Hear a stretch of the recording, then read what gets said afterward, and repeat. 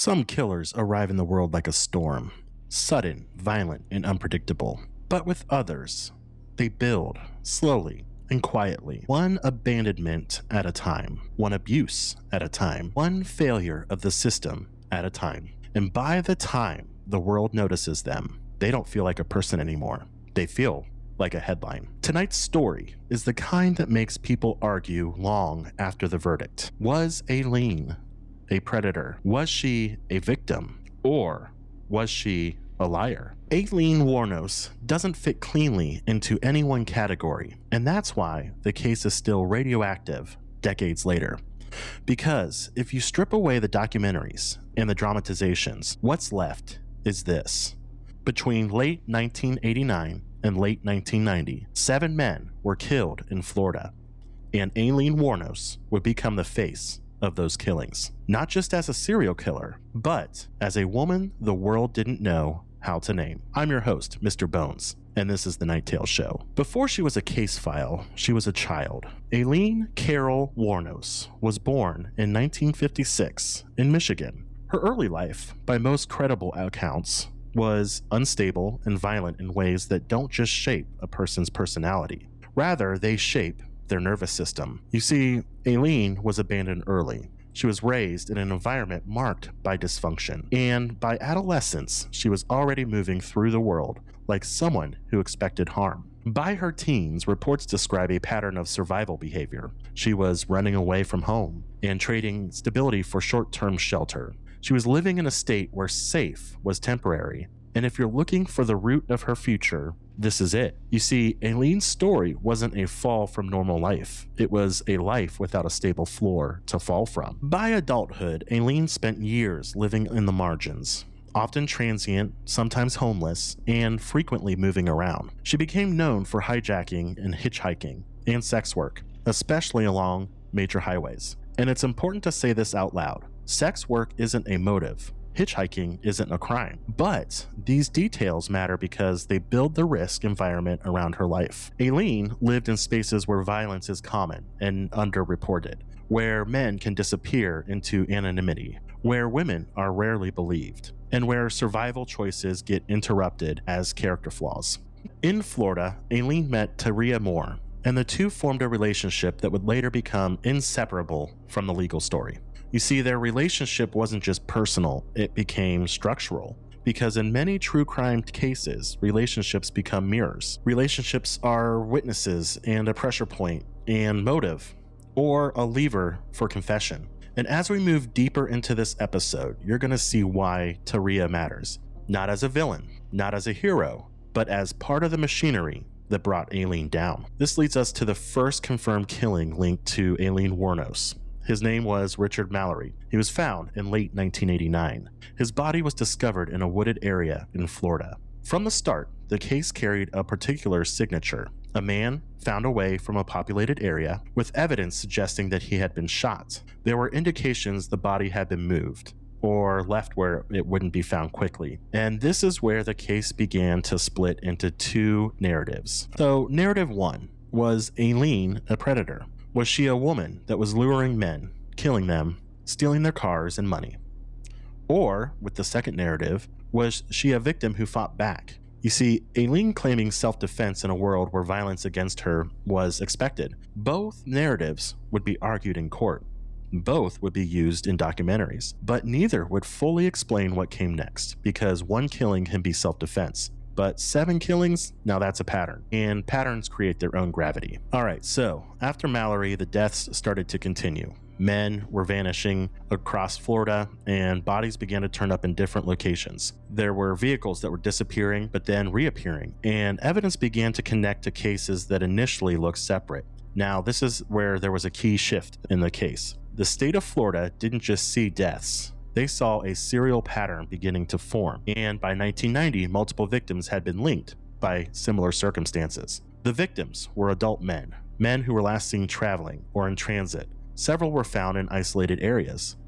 There was firearms that were involved in their killings, and the killer had taken steps, either intentionally or incidentally, to delay discovery. Now, at this stage, law enforcement wasn't hunting a bad night. They were hunting a person. Serial killer cases usually fit into familiar public expectations, but Aileen did not. You see, she didn't match the cultural image of the quote-unquote serial killer. She wasn't male. She was not methodical in the way that people expect a serial killer to be. She was not operating from a suburban mask of normalcy. Instead, she was a little bit rough-edged, openly angry, visibly traumatized, and unwilling to perform innocence. Now, that made her easier to demonize, but also easier to simplify, because the truth here is not clean. It's a collision. Before we go further, we have to answer a question that will shape everything in this case. When does survival turn into predation? Because Aileen's defense was consistent. She had said that she killed in self-defense and that the men attacked her. She said that she feared for her life, but the prosecution argued something equally consistent. You see, they argued that she actually robbed the men and that she was the one that was escalating situations and that she killed for gain. Now, the evidence will matter, the timelines will matter, and the behavior will matter. And that's what we're going to start walking through very carefully. Not to excuse, and we're not going to sensationalize this case, but rather to understand it. The most dangerous serial cases aren't the ones where law enforcement immediately see a pattern. They're the ones that look separate at first. They happen in different counties or different stretches of highway. There are different victim backgrounds, and Florida is a state built for separation. Florida has endless roads, endless exits, endless remote spaces where someone can vanish and not be found quickly. Now, this geography matters in the case because when you find a body in a wooded area off a highway, the first question isn't who killed them, it's who even saw them last. Now we're going to shift into the documented timeline. There were 7 men killed within 1 year, and Aileen Wuornos, her name, kept popping up. We're going to go back to the first killing that was tied to Aileen Wuornos. This was Richard Mallory, a 51-year-old electronics store owner. His body was discovered in a rural area in Florida in late 1989. Investigators determined that he had been shot. Aileen would later claim self-defense, saying that Mallory attacked her and that she feared for her life. Now, the case becomes immediately complicated because of what comes next. Mallory's vehicle was gone, and that's where murder cases become robbery cases, and robbery cases begin to create trails. And in the Aileen Wuornos story, vehicles and property are what connect the dots, even when the witnesses do not. Mallory's death is the beginning of the dual narrative that never stops. Aileen continues to say that it was survival. However, the state later says that this was predation. Up next, victim number 2, David Spears, a 43-year-old construction worker. He was last seen alive in May of 1990, and his body was discovered in a remote area. Now, like Mallory, he had also been shot. This is where the timeline begins to compress, and we are no longer looking at one incident months apart with no clear link. We're now looking at a second killing within the same general region with a similar method. This is where investigators begin to ask the question, are these connected? And at this stage, they don't have a suspect, but they're getting something else. They're getting consistency among cases. This leads us to victim number 3, Charles Humphreys. Charles Humphreys was a 56-year-old former police chief and U.S. Air Force veteran. His body was discovered in September of 1990 in a wooded area. He was also shot and left in an isolated location. He broadens the victim profile. These aren't all men from one lifestyle, one type, or one pattern of travel. And his death began to intensify public pressure. A former police chief being found dead changes the temperature of an investigation. It signals vulnerability among the public, and if a man like that can disappear into Florida brush and be found dead, then, well, anyone can. On to the next victim. Victim number 4, Troy Burress. Now, we need to stop on a key point. Not all victims in this story are dead. There was at least one man, Troy, who survived an encounter with Aileen Wuornos in 1990. His survival matters because it creates a rare thing in a serial case. We now have a living witness. Now, Troy reported being shot and survived. This becomes important later because it provides a direct account of interaction and also a narrative of coercion. It also provides a piece of testimony that strengthens the prosecution's argument that Aileen was not always acting in immediate self-defense. Survivors begin to change cases, and they also reduce guesswork. Victim number 5, Marcus Schreiner. Marcus Schreiner was a 40-year-old man from Germany. He was last seen in June of 1990. His body was later found in a rural area, just like the others, and, surprise, he was shot. This case matters because of its implications. You see, he was a tourist, and he was traveling, and he left an international footprint. And in an environment like Florida, strangers are common, which makes them easy targets. It also makes them hard to trace missing people. If you don't know your daily route, you can vanish faster than the paperwork. Victim number 6, Randall Lewis. Randall Lewis, age 39, was another victim of Aileen's. His body was discovered in July of 1990, also in a secluded area. He too was shot, and at this point, the killings are not a scattered mystery. They're beginning to stack sequence. When you look at the spacing in the timeline, you see May, you see June, you see July. This begins to look like escalation, the kind of escalation that does suggest growing confidence with the killer, and maybe reduced fear of consequence, and a repetition of a method that is working. Now, serial cases depend on what works, and this method was. Victim number 7, Walter Antonio. Now, Walter was the final known victim attributed to Aileen Wuornos. He was a 62-year-old truck driver and retired police officer. His body was discovered in November of 1990. He too, Walter, was shot and was left away from the public view. Now, there are two very haunting elements here.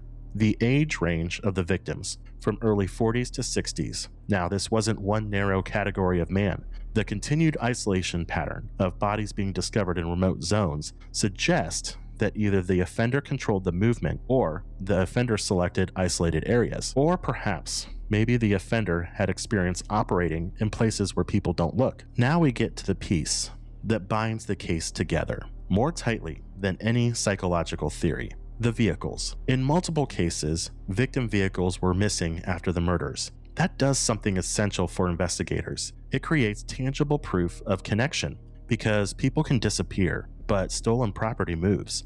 And when stolen property moves, it begins to leave traces. You begin to see things like pawn transactions, and traffic stops, and witness sightings. You can also use motel records at this point, and credit card usage. You can also look at stolen plates and informant tips. Now, this is where Aileen's alleged survival lifestyle becomes fuel, because the state didn't need to prove she was a cold mastermind. Rather, they needed to just prove that she benefited materially, and that benefit forms motive. Aileen's defense story becomes consistent. She claims that the men were soliciting her. She claims that they attacked her and that she shot in self-defense. She also claims that she took their cars to escape and to survive the situation. Now, the state's story becomes consistent too. They say that she targeted the men, that she robbed them and killed them, and then used their vehicles to move. And when cases have dueling narratives like this, the evidence that matters most is not emotion, it's repeatability. One self-defense claim is plausible,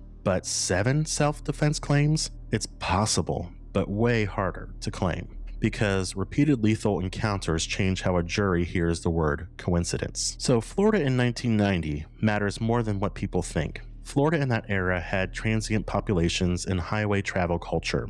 There were scattered county jurisdictions and a sex work underworld where crimes often go underreported. So, for months, you could have deaths in different counties that didn't immediately click together.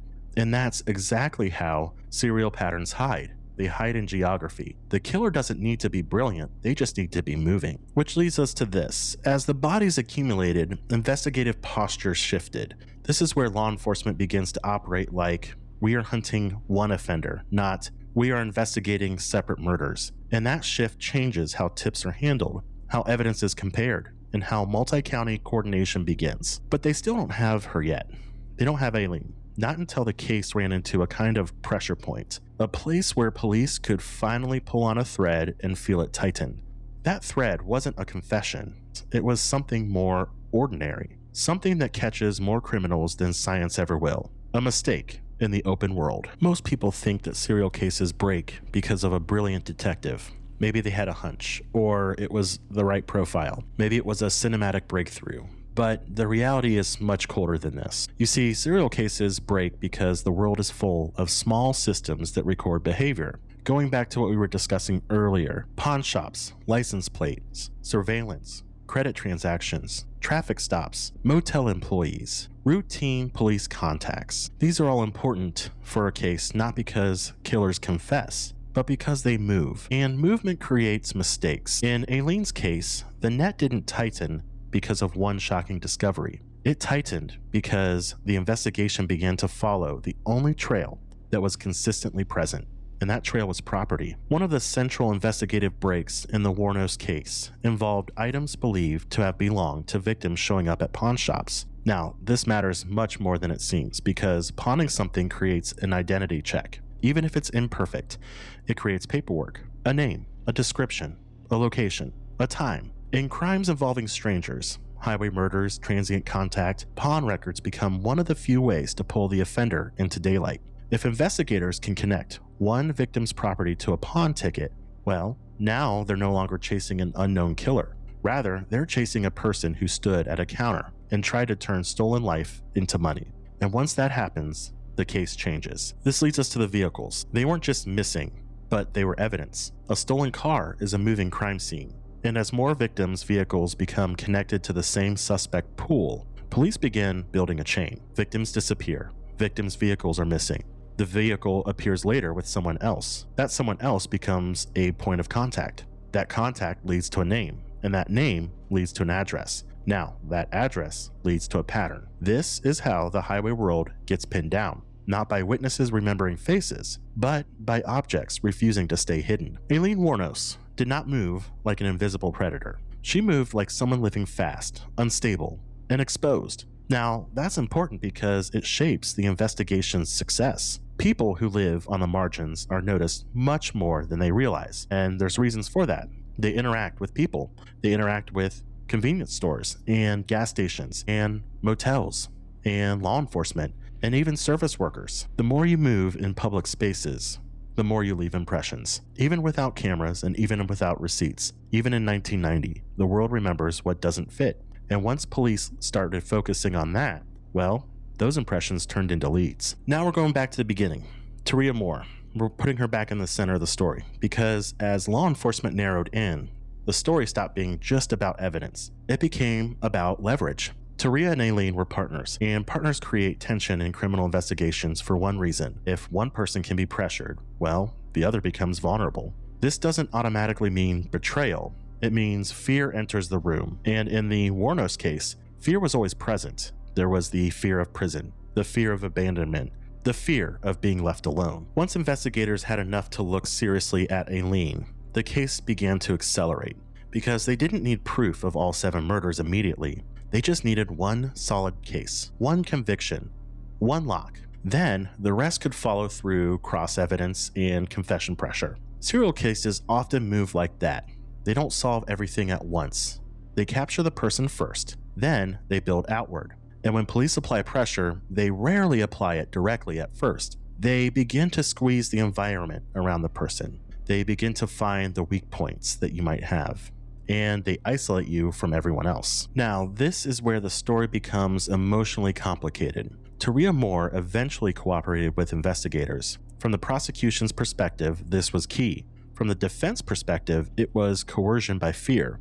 And from the human perspective, well, it's what happens when 2 people are trapped between loyalty and survival. Reports indicate that Taria participated in conversations designed to draw Aileen into incriminating statements. Now, this matters because it raises a critical true crime question. Were these confessions voluntary truth or survival performance? Because being under pressure, people don't confess like they do in movies. They confess to end pain, or they confess to protect someone. They confess so that they are believed. They confess to control the narrative before someone else does. And Aileen, more than anyone else, was someone who lived her entire life trying to control how the world saw her. Now, Aileen did confess. Not once, not casually, but repeatedly confessed. And yet her narrative shifted over time. At points, she admitted to the killings, but she also insisted again and again that it was in self-defense, that she had been attacked by these men,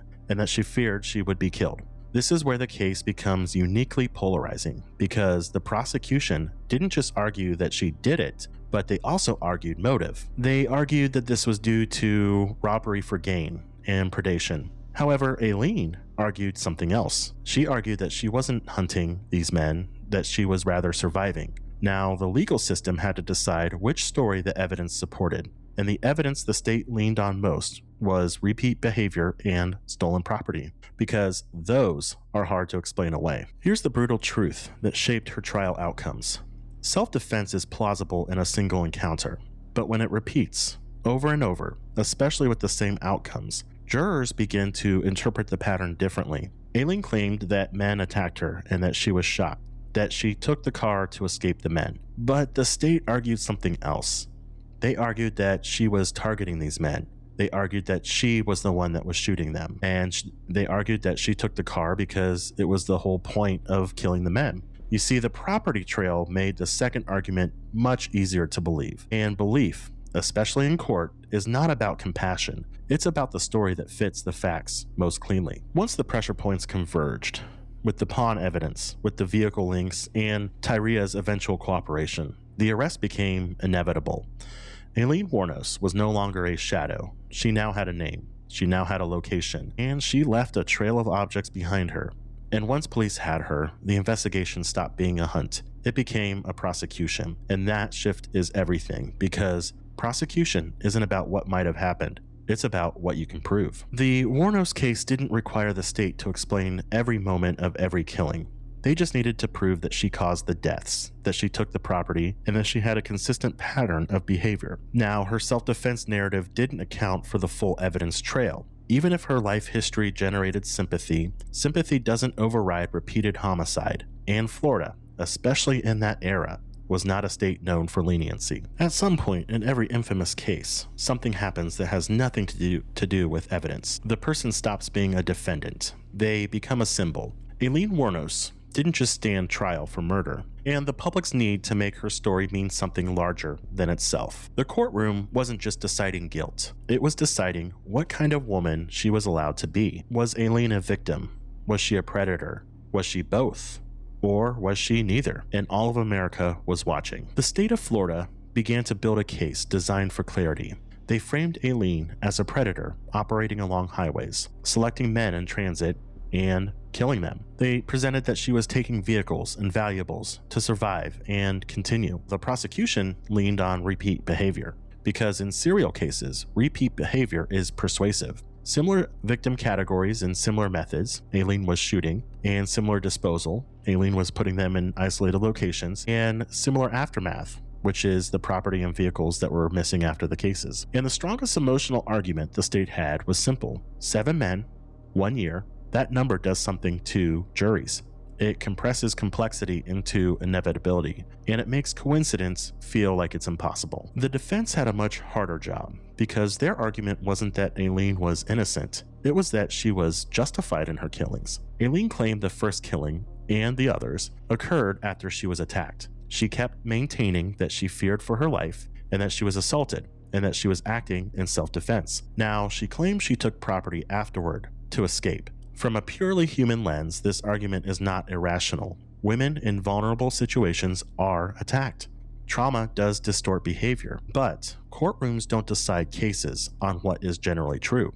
They decide on what is provable, and self-defense is difficult to prove repeatedly, especially when there is no witness, no medical documentation at the time, and a consistent pattern of robbery indicators. The defense wasn't trying to tell a story the public loved. They were trying to create enough doubt that the state's motive narrative, killing for gain, was not the only explanation. There's a hard reality here. Aileen's life made her less believable to some jurors, not because jurors are evil, but because people carry assumptions. And the prosecution's strongest evidence didn't require trusting anyone's word. It relied on the aftermath. Vehicles that were connected to victims being used. Property linked to victims appearing in circulation. A chain of material benefit after death. Even if Aileen claimed fear, the state framed the pattern as profit, and profit is easier for juries to understand than trauma. One of the most haunting parts of the Wuornos case is watching her evolution. She tries to explain herself. She oscillates between anger and survival logic.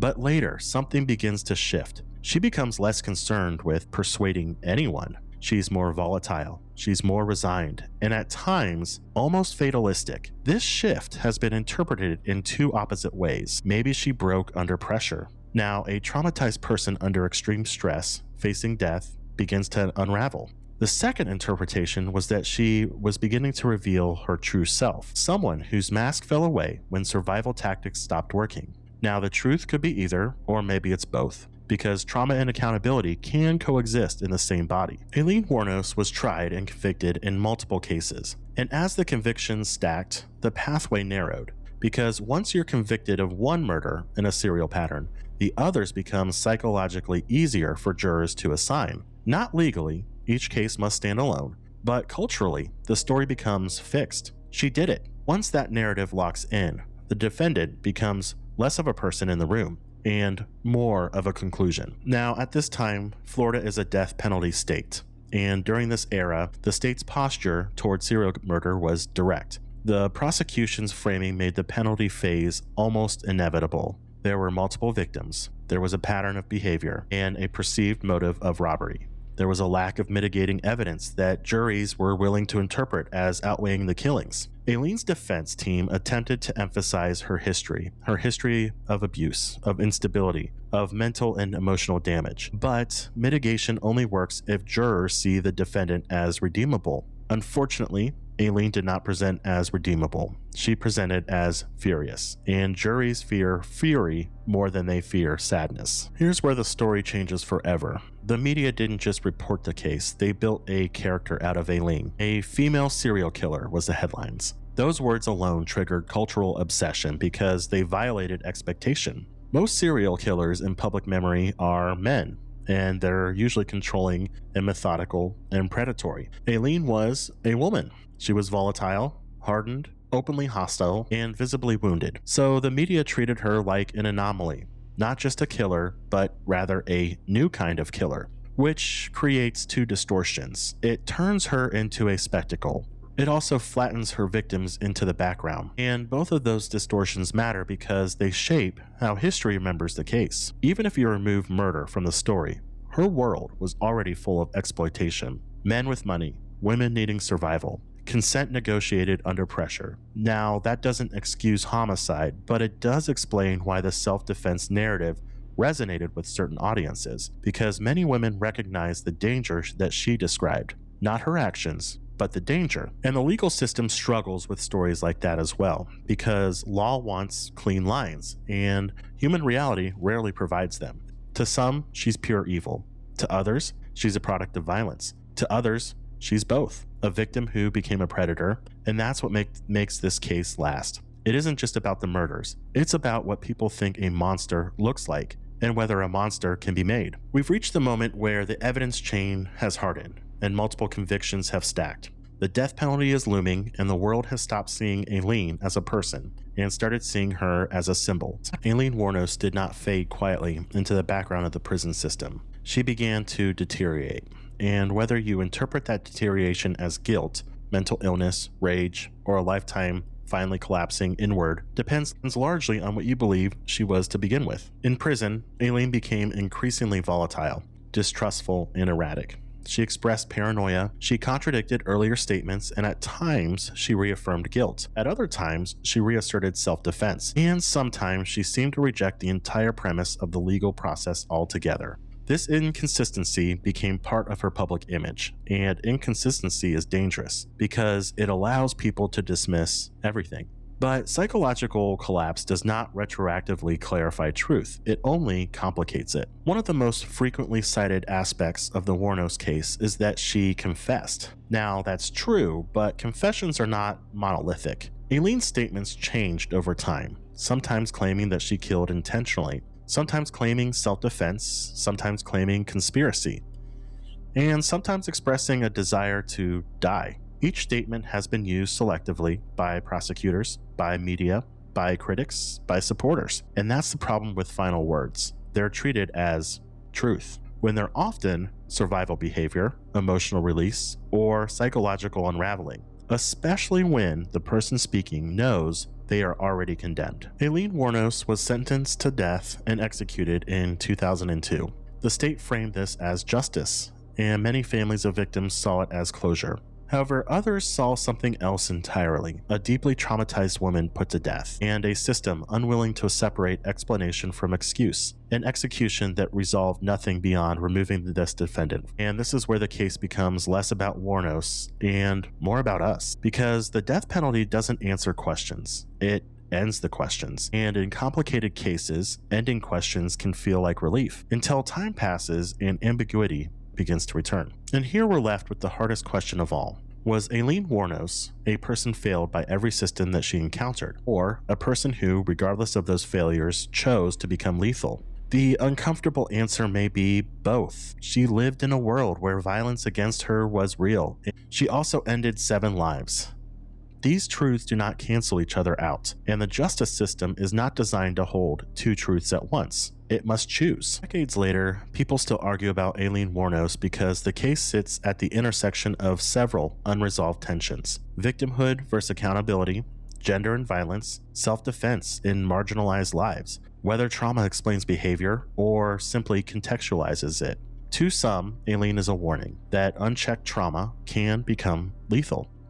To others, she's proof that explanations are not excuses, and to many, she's both a reminder that the line between survival and predation is thinner than we want to admit. It's important, before we end this show, to return to the men who died, because cultural fascination often erases them. They were not symbols, they were not plot devices, they were people who left their lives and never came back. Whatever you believe about Aileen's motives, their deaths were permanent, and any honest telling of this story has to hold space for that fact. Hollywood later reshaped Aileen Wuornos into something cleaner: a tragic anti-hero, a misunderstood avenger, a victim who snapped. The real case, however, is much messier. There is no clean arc in this case, no single truth that satisfies every piece of evidence, and that messiness is precisely why this case still matters, because real violence does not resolve itself neatly. Justice in this case meant several things.